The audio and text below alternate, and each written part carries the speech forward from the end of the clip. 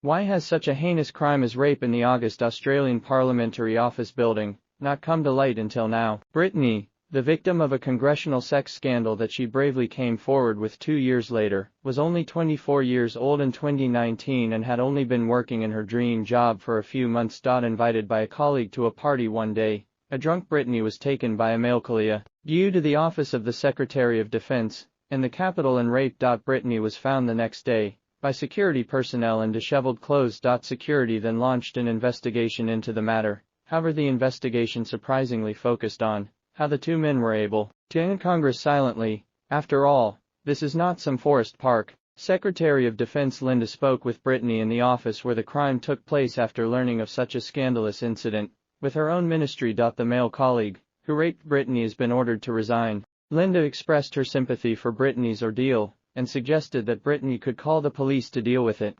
But she also conveyed the intention to try to preserve the image of the Liberal Party, and also refused Brittany's request to see the surveillance video of the night.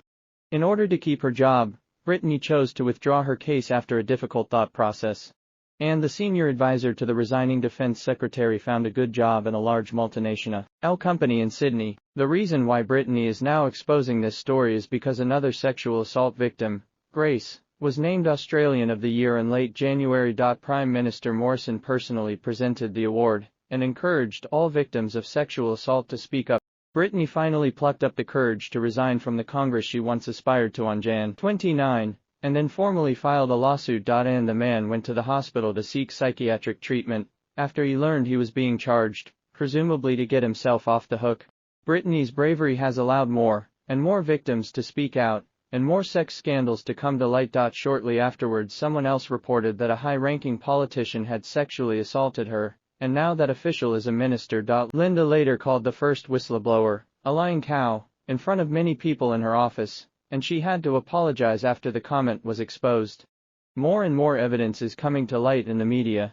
After the first case was confirmed, Australian Attorney General Christian Porter also admitted to being the minister, but denied that he had committed sexual assault. Linda Reynolds was forced to take a medical leave of absence and Christian Porter was unable to work properly. The incident did not end here. Another person anonymously provided evidence to the media to reveal the indecent behavior of some staff of the Australian Parliament in the Parliament building, and even some people solicited prostitutes in the Parliament building, and the room on the top floor, used as a prayer room, was also turned into an obscene venue, and they would share indecent videos in the group. The person who broke the story said he was numb to it. As more and more revelations and evidence confirm the sex scandal within the Australian Parliament, Prime Minister Morrison, who has always defended government officials, has had to reshuffle his cabinet under social pressure. Defence Minister Linda Reynolds and Attorney General Christian Porter, who were in the spotlight, both left. Interior Minister Peter Dutton took over as Defence Minister, and Family Business Minister Michaelia Cash took over as Attorney General.